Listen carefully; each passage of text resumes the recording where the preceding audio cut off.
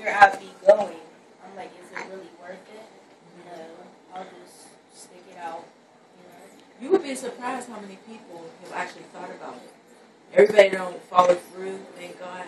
But I remember I was crossing the street up IUP and I said, I could just let this truck hit me right now. Then I would never have met my husband, never have, been there for you guys, never have been able to, have my family, wouldn't have been able to have my family. So even though I was going through hard times then, guess what? They ended. We want to be able to encourage people. Even this group here, even this, look around, small, but be each other's encouragement. Did you hear me? Be each other's strength. Call each other. Have that support team. When you feel like chaos is going on. And I'm going to ask Derek, I'm going to pray, but I'm going to ask Derek to even share some of what he shared last night about cutting up in school.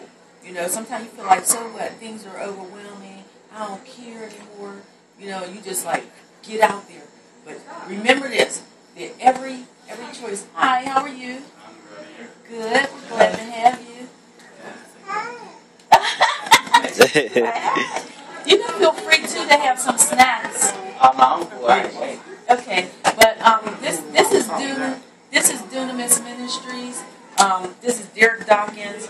God had given him, the vision to have a ministry on campus, so people could just come in for 1 hour, something real quick, snacks, kind of like share testimony, share prayer, because just like I was saying to them, that growing up, it's growing pains. I can remember going through college and actually felt like committing suicide because of everything that I was going through.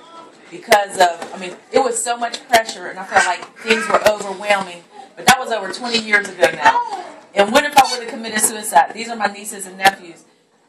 I would not have been some kind of influence in their lives. I wouldn't have been, I'm a guidance counselor. I wouldn't have been able to be a guidance counselor to experience all the great things in doing that. I wouldn't have been able to have 2 kids. I wouldn't have been able to experience that. So those problems that I had, it ended. And you guys as young people, I want to encourage you that whatever you're going through, it has an end. But whatever you're going through, make sure you take Jesus with you. Because let me tell you, that's powerful. Were you going to say something? I was listening. Yeah, take Jesus with you because he helps to give you that direction. It's powerful. To this day, I think I'm somewhat successful, but it's not even about the success. It's about the lives that I want to influence. And I'm at a pretty good point in my life. And I'm not saying the problems ended because problems come and go. You have that seesaw kind of thing, ups and downs, right? But now my next goal in life is to become a millionaire. So now all I got to do is put those things in place to be a millionaire. But anybody that thinks that that's out of your reach. You think that's out of your reach? Why? What you mean? Because I don't. Because let me see. For one, my major is child development. So I don't. That's a good major. That's what I want to make. That's close to my field. I really don't see myself being a millionaire. I might see myself as successful, but not a millionaire. Like I'll see, as in helping someone. Like that's success to me, rather than trying to do too much and then either make it or don't make it. Because people always have downfalls, and I'll see. I don't know. I just don't want to have any downfalls. That's what I'm scared of. Don't be afraid. If I try too hard or go too far or something, then I can't come back from it. And it's just I'm not gonna say you can't do anything, but it takes a lot to rebuild everything and get help. Well, here's what you do though, and I tell the kids that I work with: every choice that you make, let me do this, equals what? You make a choice, what's going to follow it? A consequence. A consequence. Okay? So make sure that you're making good choices, right? Make sure that they're stable, and the good consequences will follow. And guess what will happen? Now, don't laugh at my drawing because I'm not an artist. Okay? Like a house.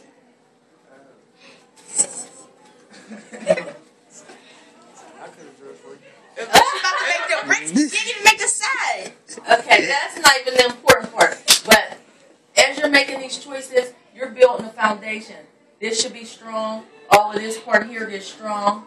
Then you build on that. You know, all of this should be strong. All of this should be strong. And you keep building on it. So you won't make that fall. See, this is how okay, say high school.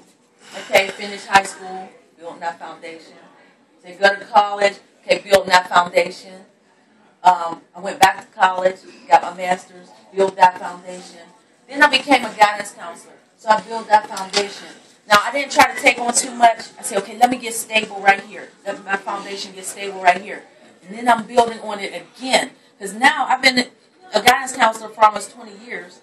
So it's like, okay, I'm not going to be stuck right here because I think this is success. I can keep getting better and better. Okay?